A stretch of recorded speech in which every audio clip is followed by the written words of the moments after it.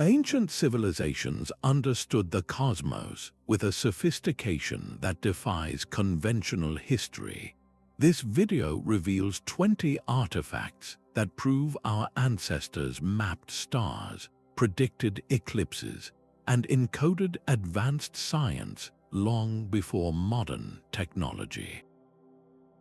You will gain a completely new perspective on human history and the lost knowledge of early astronomers. How did cultures separated by oceans develop such precise cosmic awareness? And what happened to this world-changing understanding? What does it mean when the oldest computer we've found predates its supposed invention by over 1,000 years? How much of our past remains hidden in plain sight, waiting to be understood? In the quiet depths of a tiny Greek island, sponge divers recovered a lump of corroded bronze that would utterly redefine our understanding of ancient technology. For nearly 50 years, this unassuming object from a 2,000-year-old shipwreck sat in a museum, its true nature a complete mystery. It was only when a scientist began to notice precisely cut gear teeth emerging from the calcified crust that the world realized what it held. This was the Antikythera Mechanism, an intricate astronomical calculator of staggering complexity. Through painstaking analysis and advanced imaging, researchers have decoded its functions. It was a portable cosmos made of bronze, a device that could predict the movements of the sun and moon, the positions of planets, and even the timing of lunar eclipses. It featured dials that tracked the 4-year cycle of the Olympic Games, a beautiful fusion of celestial and human time. The sheer sophistication of its gear trains, including a differential gear thought to be an invention of the 17th century, reveals a mastery of mechanics and astronomy that simply should not have existed. This single artifact shatters the timeline of human innovation, forcing us to ask a profound question. If this was what one ship carried, what other marvels of ancient science were lost to the sea or to time itself? Our journey now crosses an ocean to the Americas, where another civilization encoded its own deep cosmic knowledge in stone. While a Spanish bishop oversaw the burning of countless Maya books in the 1600s, a single codex was secretly spirited away, eventually finding its way to a library in Dresden, Germany. This lone survivor, the Dresden Codex, holds within its fragile bark paper pages a breathtaking record of cosmic time. Maya astronomer priests created not just simple charts, but complex tables that tracked the movements of Venus with astonishing precision. They calculated its 584-day cycle of appearing as the morning and evening star, a rhythm that governed the timing of sacred ceremonies and even military campaigns. Beyond Venus, the Codex contains intricate tables for predicting solar and lunar eclipses, demonstrating a deep understanding of celestial patterns that repeat over many generations. Their mathematics, built on a sophisticated decimal system using a symbol for zero, allowed them to project these cycles thousands of years into the future and past. This level of long-term astronomical calculation was something European science would not achieve for centuries. That this single book survived against all odds makes us wonder what other libraries of cosmic knowledge were lost in those flames, and what secrets they might have held about the universe. On a wooded hilltop in Germany, treasure hunters searching with a metal detector unearthed something far more profound than simple treasure. They found the Nebra Sky Disk, a bronze circle inlaid with gold, and in doing so, they recovered the oldest known concrete depiction of the cosmos anywhere on Earth. Created around 1,600 years before the Common Era, this artifact is a stunningly advanced astronomical map. Its gold leaf symbols are not random decorations. They show a precise cluster of stars recognized as the Pleiades, a crescent moon, and a full sun or full moon, Later additions to the disk include 2 golden arcs along the rim. Researchers believe these arcs mark the solstice sunrises and sunsets, the specific points on the horizon where the sun appears at the farthest northern and southern points of its yearly journey. A final arc at the bottom, often interpreted as a solar barge, suggests a mythological vessel carrying the sun across the sky or through the underworld. This single object was a unified system. It functioned as a lunisolar calendar, harmonizing the cycles of the moon with the solar year. By watching the sky and aligning the disk correctly, an ancient community could know precisely when to plant and when to harvest, tying their survival directly to the rhythms of the heavens. Yet it was clearly more than a farmer's almanac. It was a sacred symbol of cosmic order, a physical representation of a universe governed by predictable, beautiful rules. The knowledge required to create such a device did not emerge in isolation. Chemical analysis of its bronze reveals that the copper originated in the Austrian Alps, while the gold came from as far away as Cornwall in England. This means the disk itself, and the sophisticated cosmic understanding it represents, was forged through trade routes that connected cultures across ancient Europe. It makes you wonder how many other hilltops held similar observers, their eyes on the stars and their hands crafting tools to decode a universe they knew was filled with meaning. Far to the south, painted on the sheltered rock faces of northwestern Australia, are the Wandjina. These powerful ancestral beings appear as majestic, cloud-like figures with vast, dark eyes and halos of radiating lines, yet they possess no mouth. Created by Aboriginal peoples thousands of years before European contact, these are not mere pictures. They are a profound expression of a living cosmology, one that intimately connects the earth to the sky. The Wandjina are sky beings associated directly with the monsoon rains, thunderstorms, and the fertility of the land. Their appearance echoes the billowing clouds that bring the life-giving wet season, a clear example of how celestial and weather patterns were woven into the very fabric of spiritual life. But the cosmic knowledge embedded here runs even deeper. The artwork and the oral traditions that accompany it are filled with astronomical markers, specific star clusters, the path of the Milky Way, and the movements of planets are charted within these stories and the surrounding landscape, forming a complex map used for navigation and marking seasonal change. This is not a history frozen in stone, but a continuous cultural tradition of observing the heavens that spans an incredible 40,000 years. It represents a different kind of science, one where knowledge of the stars is inseparable from law, art, and the responsibility to care for the land.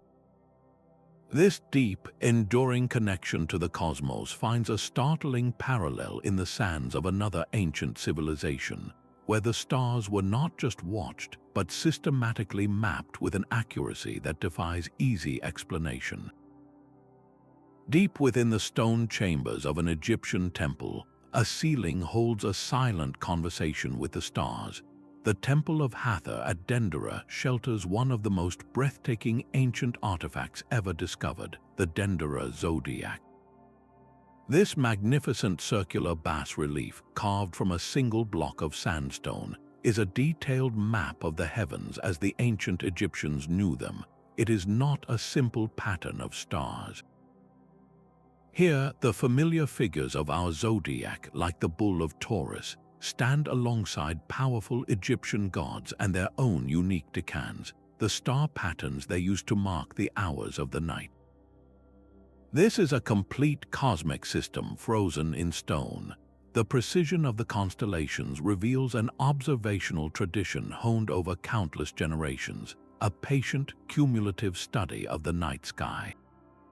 But the true mystery lies in what this arrangement might be trying to tell us across the centuries. Some scholars who have studied the circular layout propose a radical idea. They suggest the positions of the symbols are not random, but could encode knowledge of the precession of the equinoxes. This is the gradual, slow wobble of Earth's axis that causes the apparent positions of the stars to shift over a cycle of nearly 26,000 years. If this interpretation is correct, it means the priests of Dendera possessed an awareness of these vast, multi-millennial cosmic cycles.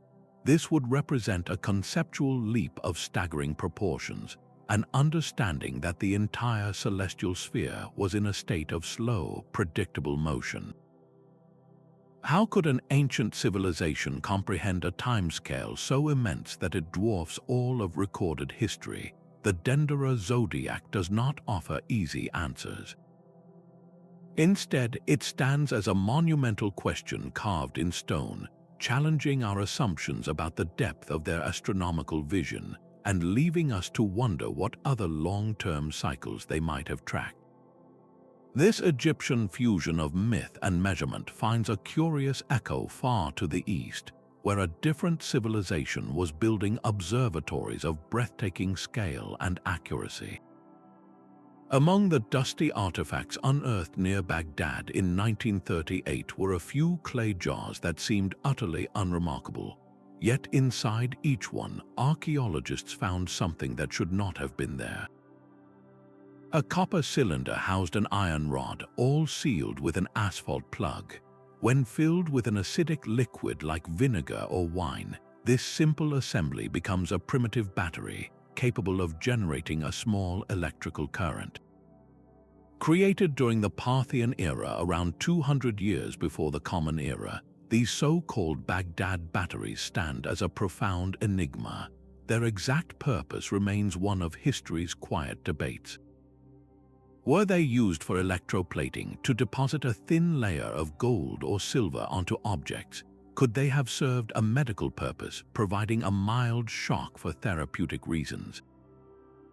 Or perhaps their faint glow illuminated something far grander. Some researchers have proposed they could have been used in astronomical observation, perhaps powering simple timing devices or creating a steady light source for reading star charts during the long night watches. The very possibility forces a startling reconsideration. If these jars truly represent a controlled use of electricity, then the timeline of scientific discovery is missing a crucial chapter. This was not a culture merely observing the heavens, but one that might have been developing tools to interact with the physical world in a way we only rediscovered centuries later. What other applications for this subtle power might have been explored and then lost? The existence of these batteries suggests a thread of practical experimentation that runs parallel to the cosmic wisdom of the stars. It hints at a world where the spark of invention was already flickering, challenging our most fundamental assumptions about the pace of human progress as we journey to the architectural marvels of South America. The Peruvian desert holds a sprawling astronomical canvas etched directly onto the Earth itself. Known as the Nazca Lines, these vast geoglyphs were created by removing the dark surface stones to reveal the lighter sand beneath, a process that preserved these massive drawings for over 2,000 years. From the ground, they appear as mysterious pathways, but from the air, their full majesty is revealed. Enormous figures of a hummingbird, a spider, and a monkey stretch across the plateau, while straight lines run for miles toward the horizon. This was not random art. The placement of these lines reveals a deep, purposeful connection to the heavens. Many of the longest, straight pathways align precisely with the solstice sunrises and sunsets, marking the critical turning points of the solar year. The animal shapes may well be earthly representations of constellations that held profound meaning in Nazca cosmology, mapping the stars onto the desert floor. The sheer scale of these creations required incredible precision. How did they plot a perfectly straight line for 10 miles, or scale up a complex monkey design to proportions only visible from the sky without the aid of flight? The answer lies in sophisticated surveying techniques, likely using a series of stakes and cords combined with generations of accumulated celestial knowledge. This was not a short-term project, but a centuries-long dedication to marking cosmic time. Recent research offers a compelling theory that transforms our understanding of these lines. They were not just meant to be seen by the gods above. Some scholars propose these pathways served as ritual procession routes. Communities may have walked these sacred lines during key astronomical events, physically tracing the path of a solstice sun or enacting ceremonies beneath the constellations that the giant figures represented. This practice wove their cosmic awareness directly into the fabric of their cultural and spiritual life, a tangible connection between the earth they walked and the sky they revered. This beautiful integration of architecture, astronomy, and ritual finds a stunning parallel in the jungle temples of another civilization, where towers were built to capture the first light of the solstice sun. The sun's first light at Angkor transforms stone into a celestial instrument. During the spring equinox, a phenomenon still witnessed by thousands today, the sun rises in perfect alignment directly over the temple's central tower, a golden orb crowning the sacred peak. This was no fortunate accident. Constructed in the 12th century, the entire sprawling complex is a deliberate, stone-built model of the Hindu cosmos. Its towering peaks represent the mythical Mount Meru, the axis of the world, while its surrounding moat mirrors the cosmic ocean. The architects and astronomers of the Khmer Empire engineered every aspect to harmonize with the heavens. Precise corridors and windows align with the solstice sunrises and sunsets, casting specific beams of light into the inner sanctums at these pivotal moments of the year.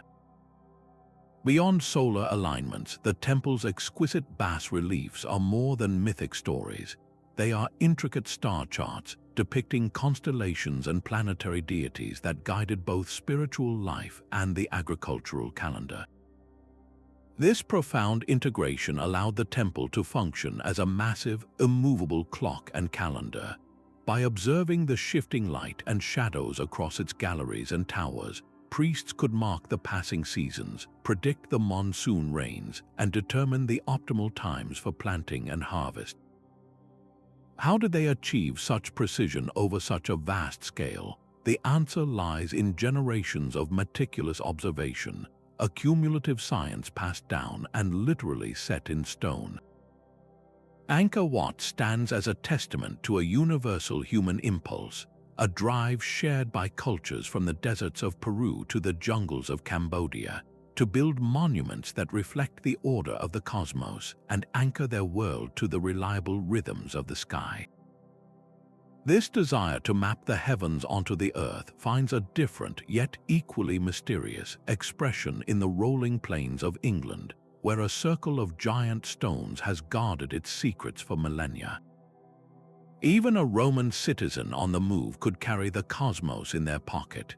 In the ash-preserved ruins of Herculaneum, a sophisticated bronze device was discovered, a portable sundial of breathtaking ingenuity. This was not a simple stationary marker for a garden, but a complex personal instrument designed for a life of travel across the vast Roman Empire. Its owner could adjust it for different latitudes, ensuring accurate timekeeping whether they were in bustling Alexandria or the distant northern frontiers. Multiple dials tracked the seasonal hours, the shifting length of daylight throughout the year. To create such a device required more than simple craftsmanship. It demanded a deep, practical understanding of spherical geometry and the precise motion of the sun through the sky. This mathematical precision, miniaturized into a handheld object, reveals an advanced astronomical awareness that was integrated into daily life. Think of the implications. A merchant could coordinate trade caravans, a military officer could synchronize patrols, and an administrator could standardize appointments across thousands of miles. This portable timekeeper was a tool of empire, enabling a unified temporal awareness that supported commerce, governance, and even scientific exploration. It suggests that a working knowledge of celestial mechanics was not confined to a few elite philosophers, but was a practical skill embedded within the infrastructure of the classical world. The idea that someone could consult a personal device to read the sun's position, much like we check a smartphone today, fundamentally changes our perception of ancient society. It points to a level of technological diffusion and practical science that we are only just beginning to appreciate. How many other such instruments were lost, and what other daily conveniences of the ancient world remain hidden from us? This mastery of time and space finds a different, yet equally precise expression far to the north, where entire landscapes were engineered to mirror the heavens. Within the Eastern Han Dynasty court, a bronze marvel stood silent and still.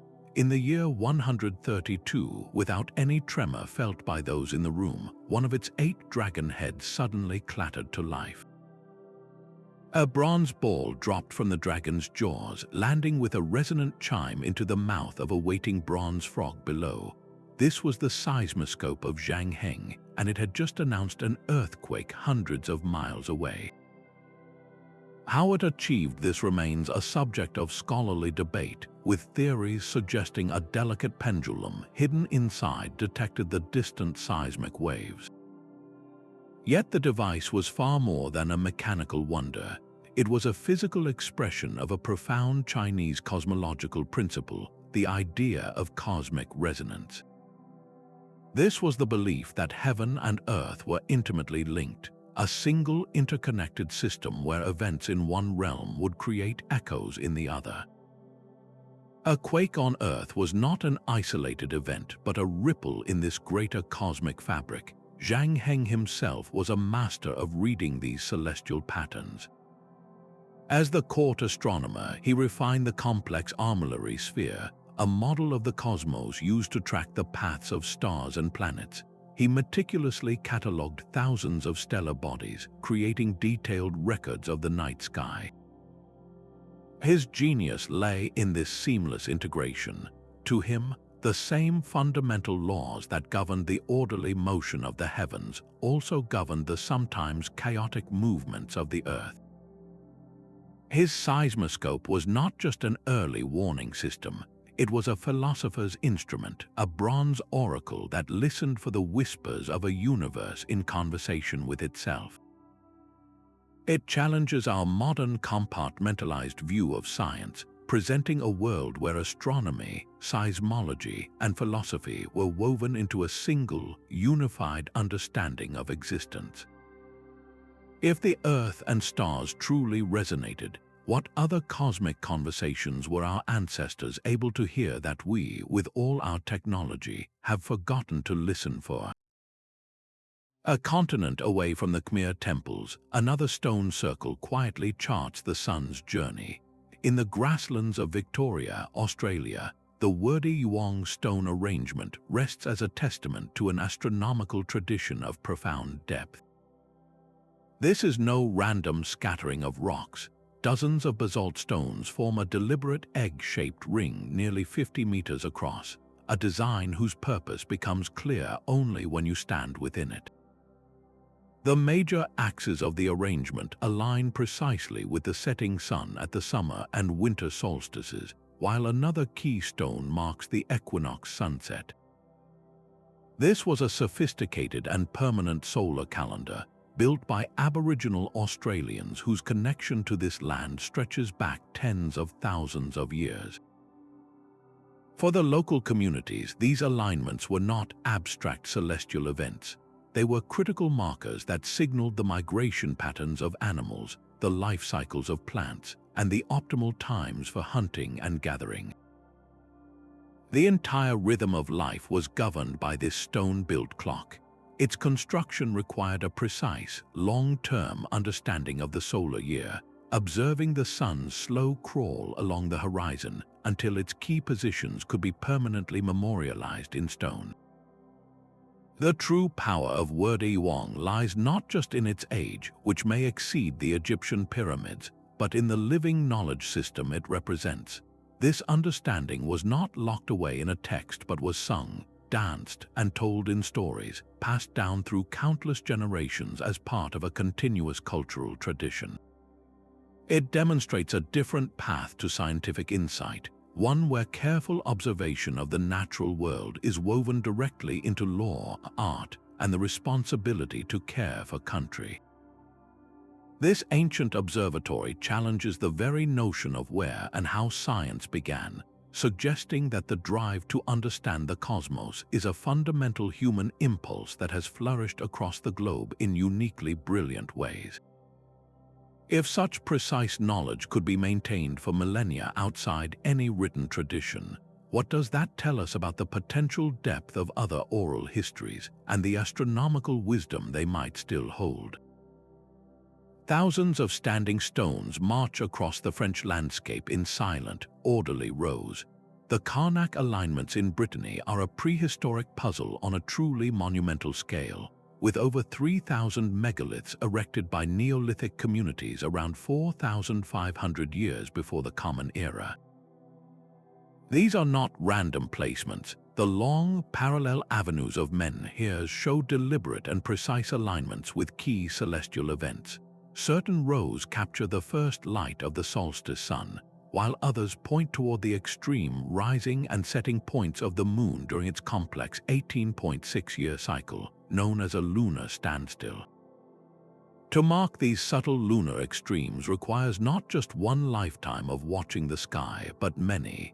It suggests a tradition of careful observation passed down through generations, a cumulative science encoded in granite. The sheer physical effort involved is staggering. Quarrying, transporting, and erecting these multi-ton stones was a colossal undertaking that speaks to a unified, highly motivated society. What drove them to such an immense project? The alignments likely served as a giant, permanent calendar, signaling the turning of the seasons for planting and harvest, and marking dates for sacred ceremonies that connected the community to the cycles of the cosmos. Yet some researchers propose an even more advanced function: the specific arrangement of the stones, with their varying heights and deliberate gaps, may have formed a kind of elemental astronomical computer. By observing the sun and moon against this vast stone template, priests or sky watchers could have predicted eclipses and other significant celestial events. This was a landscape transformed into an observatory, a permanent instrument for reading the sky. The Carnac stones stand as a powerful reminder that cosmic knowledge does not require microchips, but can be built from the very earth itself, a testament to the human drive to find order in the heavens and reflect it here below. This ancient stone computer finds a curious parallel in a much smaller, yet equally mysterious, object from a different culture entirely. A single clay tablet from ancient Babylon holds the earliest known mathematical record of a planet's motion.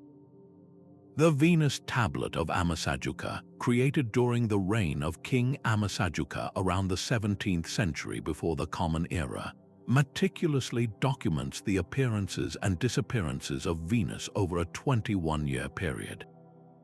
This was not simple stargazing. Babylonian astronomer priests tracked the planet through its complete cycle as the morning and evening star, noting its precise movements with cuneiform script. They recognized that these celestial patterns were not random, but followed a predictable, repeating rhythm. Their breakthrough was to describe this rhythm mathematically. The tablet reveals the use of arithmetic sequences, a form of early calculus, to model when Venus would vanish from view and then reappear in a different part of the sky.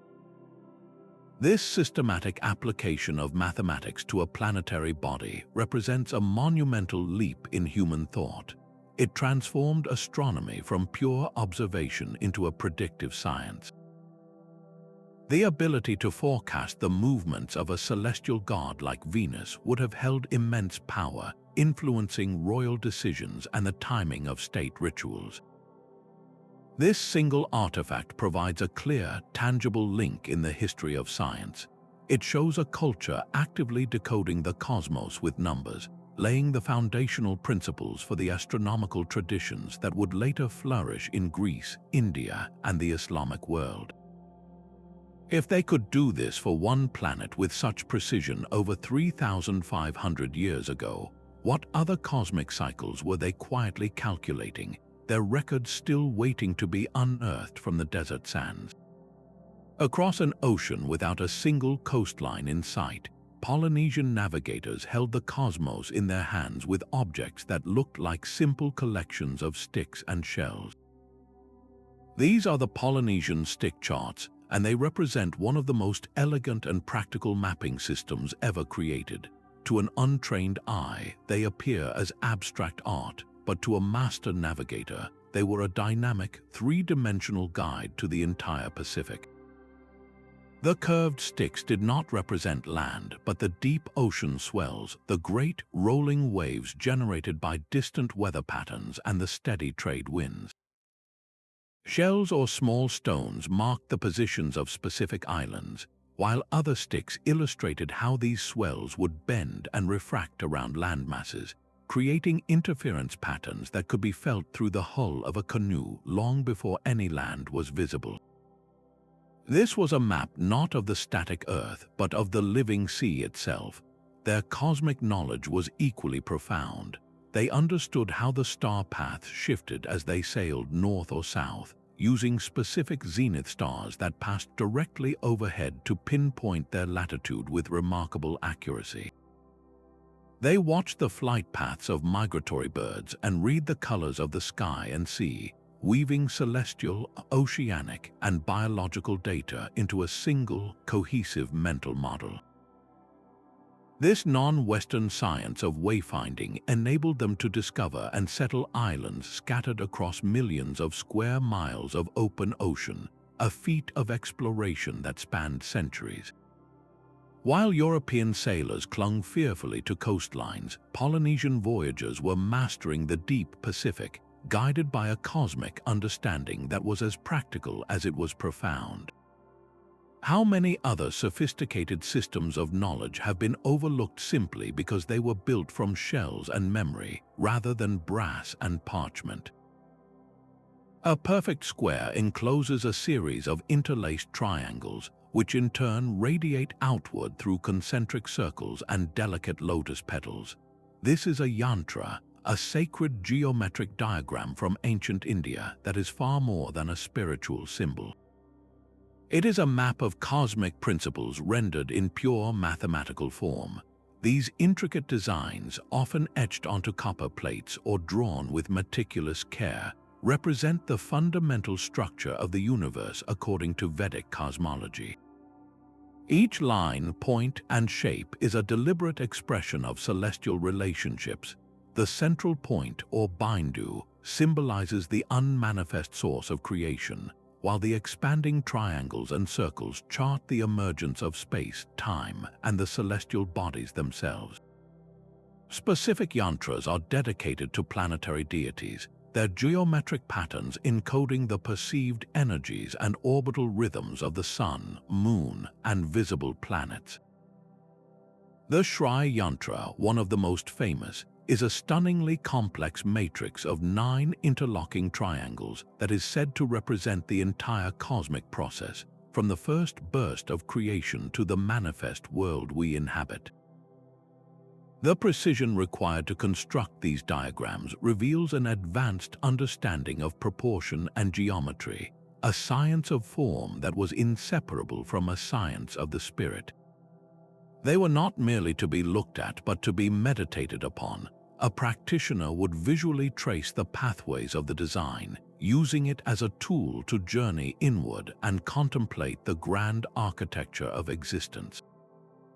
This practice fused the outer cosmos with the inner consciousness, suggesting that the same mathematical order governing the stars also governed the mind.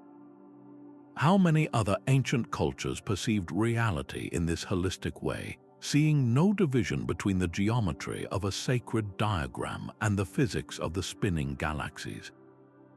This profound integration of math, art, and astronomy finds a powerful echo in the cold, hard steel of a medieval instrument that also sought to bring the heavens down to earth. Deep in the humid jungles of Mesoamerica, the Olmec civilization laid a cosmic foundation that would echo for millennia. Known widely for their colossal stone heads with stoic, helmeted features, the Olmecs were also master astronomers who carved their understanding of the heavens directly into the landscape. These massive sculptures, often weighing many tons, are more than portraits of rulers. They are permanent monuments oriented to celestial events, their imposing presence anchoring the human world to the divine order above.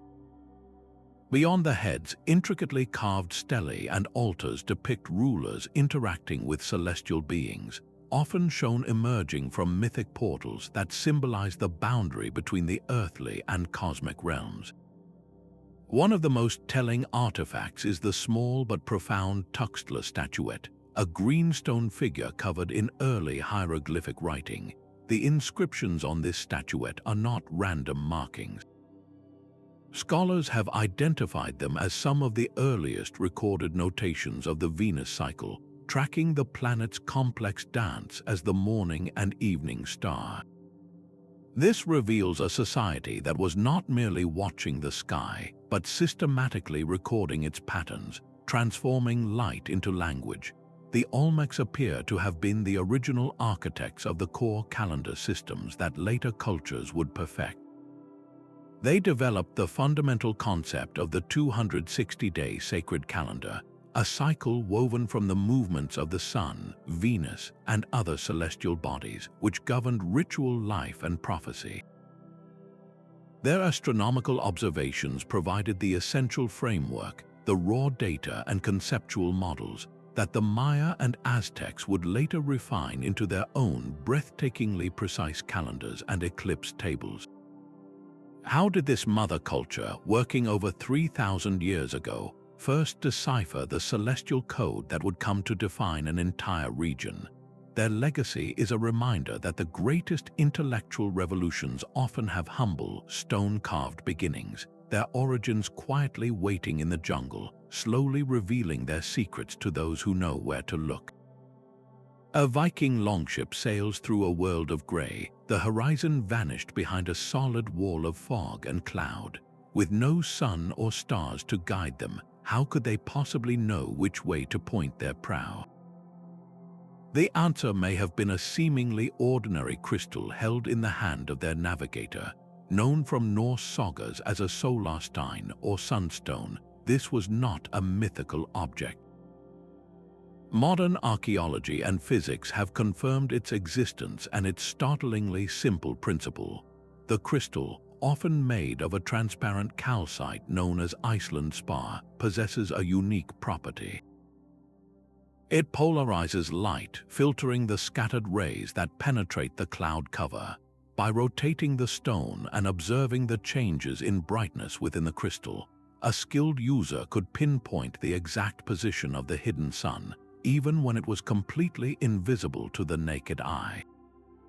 This was not magic, but a practical application of optical science, a tool that turned an overcast sky into a navigational chart.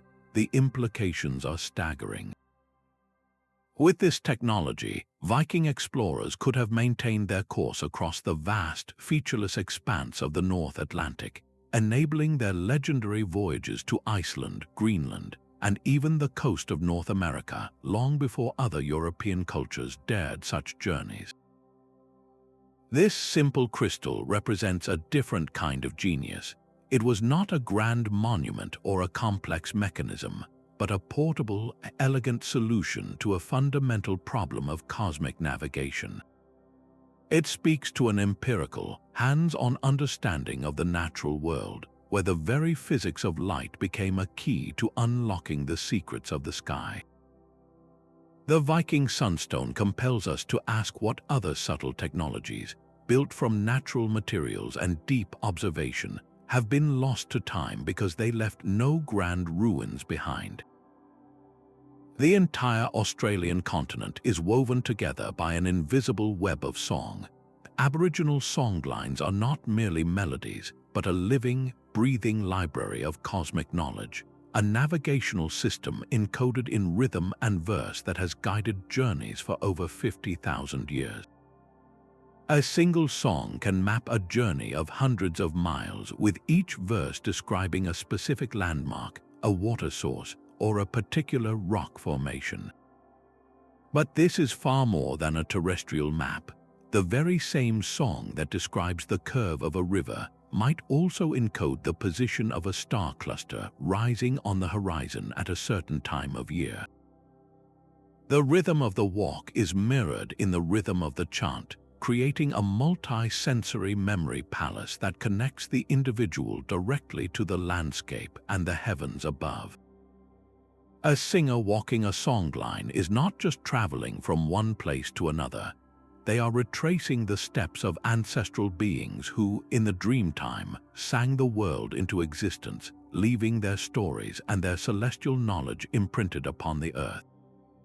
The stars themselves are part of this story, their positions and movements chronicled in the verses, serving as a constant, reliable compass in the vast outback. To know the song is to know the route, the season, and the stories written in the night sky all at once. This is a knowledge system that has been carried in memory and performed in ceremony for a time span so vast it defies easy comprehension. It represents a continuous tradition of observing, recording, and transmitting astronomical data without a single written word, demonstrating a profound understanding that the Earth and the cosmos are a single, interconnected story. How many other such oral encyclopedias have we lost, their ancient wisdom fading with the last voices that held the tune? The songlines stand as a powerful testament to a different kind of science, one where the universe is not just observed, but sung into being with every step. While the Babylonians charted Venus with clay and calculation, Greek philosophers constructed the cosmos from metal and mathematics. Claudius Ptolemy, working in the 2nd century, did not simply observe the stars, he built a miniature universe in 3 dimensions. His Armillary sphere was a breathtakingly intricate device of nested bronze rings, each one representing a fundamental celestial circle. The broad equatorial ring traced the Earth's middle, while the tilted ecliptic ring followed the Sun's yearly path through the constellations. By rotating these interlocked rings, a scholar could physically model the complex motions of the planets, predict the timing of a future eclipse, or calculate the position of a star for any given night. This was not just a teaching tool, it was a sophisticated analog computer for solving the sky's greatest puzzles. Ptolemy's genius lay in his synthesis, weaving together centuries of Greek geometry with precise Babylonian observational data and Egyptian calendrical knowledge into a single, all-encompassing mathematical system. His work, the Almagest, became the bedrock of astronomical science for over a millennium. The Armillary sphere was the physical embodiment of this grand theory, a tangible model of cosmic order that made the abstract movements of the heavens something you could hold in your hands and turn with your fingers. It represents a pivotal moment in human history, the point where our understanding of the universe transitioned from passive observation to active, mechanical prediction. How many other grand theories have been lost, their physical models melted down for scrap, leaving only the faintest echo in a surviving text? This elegant fusion of cosmic knowledge and mechanical craft would cast a long shadow, its principles echoing in the design of instruments for centuries to come. A 30-foot tower of bronze and iron once ticked with the rhythm of the cosmos itself. In the bustling capital of 11th century Kaifeng, the astronomical clock tower engineered by Su Song was more than a timepiece. It was a mechanical universe driven by the relentless power of water. Its heart was a massive water wheel, but its genius lay in the device that controlled it, an escapement mechanism that transformed a continuous flow into a series of measured, precise ticks. This was the same foundational principle that would later enable mechanical clocks in Europe, yet here it was operating on a monumental scale centuries earlier. The tower was a symphony of interlocking gears. Each rotation powered a different part of the celestial display. At the top, an armillary sphere crafted from bronze rings mapped the positions of the stars, while a celestial globe below illustrated their movements. On the front of the tower, doors would open at the appointed hour to reveal mechanical jacks ringing bells and beating drums, announcing the time to the entire city. But the true marvel was its automation. The entire apparatus was designed to simulate the apparent motion of the stars across the night sky and track the complex paths of the planets, all without human intervention. This was not a static model, but a dynamic, working replica of the heavens. To achieve this, Su Song and his team had to encode their deep astronomical knowledge directly into the geometry of the gear trains. The ratios of the interlocking teeth were calculated with breathtaking precision to mirror the actual orbital periods of celestial bodies. This mechanical computer represented a unique technological pathway, one where the drive to understand the cosmos expressed itself not just through observation and mathematics, but through monumental engineering. The knowledge of the stars was made tangible, something the entire community could see and hear, a constant reminder of the orderly universe above. What does it mean that such an advanced understanding of both machinery and the cosmos could emerge, flourish, and then fade from view, leaving later generations to reinvent its principles piece by piece? The silent, empty space where the tower once stood speaks volumes about the fragile nature of progress and the profound depths of knowledge that history can sometimes conceal. Taken together, these 20 artifacts form a powerful new narrative of human history, one written in stars and stone. They reveal a world not of isolated primitive cultures, but of interconnected innovators who all turned their eyes upward, driven by a shared, profound curiosity. From the Babylonian clay tablet predicting Venus to the Polynesian shell chart mapping ocean swells, we see the same story unfolding across continents. Different cultures, separated by vast oceans and millennia, independently arrived at stunningly similar conclusions about the cycles of the sun, moon, and planets. This was not a single flash of genius in one part of the world, but a slow, steady dawn of cosmic awareness that broke across the entire globe. The universal drive to understand the heavens seems to be a fundamental part of the human experience, a thread woven into our collective consciousness. Yet the ways they expressed this knowledge were beautifully unique.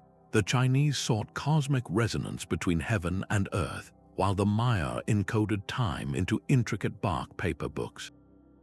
The Aboriginal Australians wove star paths into ancient songlines, and the builders of Carnac plotted lunar cycles with towering stones. This diversity of approach shatters the old, simplistic story of scientific progress that placed Europe at its center.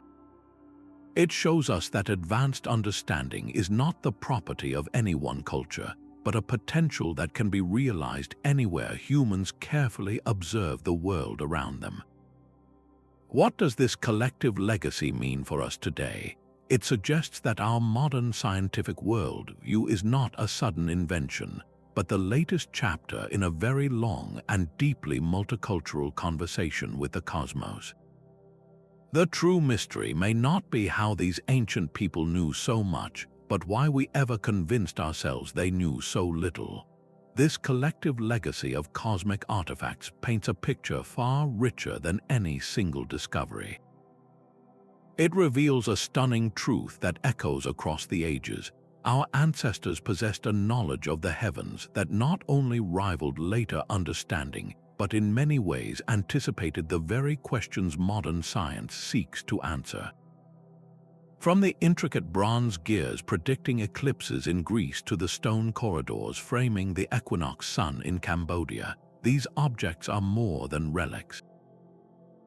They are a testament to humanity's enduring and universal fascination with the stars above. This drive to decode the cosmos is a fundamental thread in the human story, a shared endeavor that has taken brilliantly diverse forms across every continent and every millennium. It shows us that the capacity for profound scientific discovery is not the birthright of any single culture or era, but a potential that has flowered wherever people have looked up with wonder and patience. As we push the boundaries of exploration with space telescopes and interplanetary probes, we would do well to remember that we are continuing a conversation that began long ago.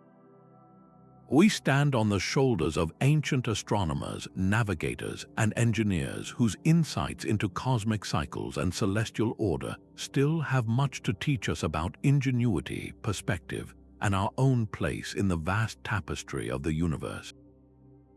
We would love to hear which of these 20 artifacts captured your imagination most powerfully. Was it the portable Roman sundial, the Viking Sunstone, or the silent wisdom of the Aboriginal Songlines? Let us know your thoughts in the comments and subscribe to join us as we continue exploring history's greatest mysteries together.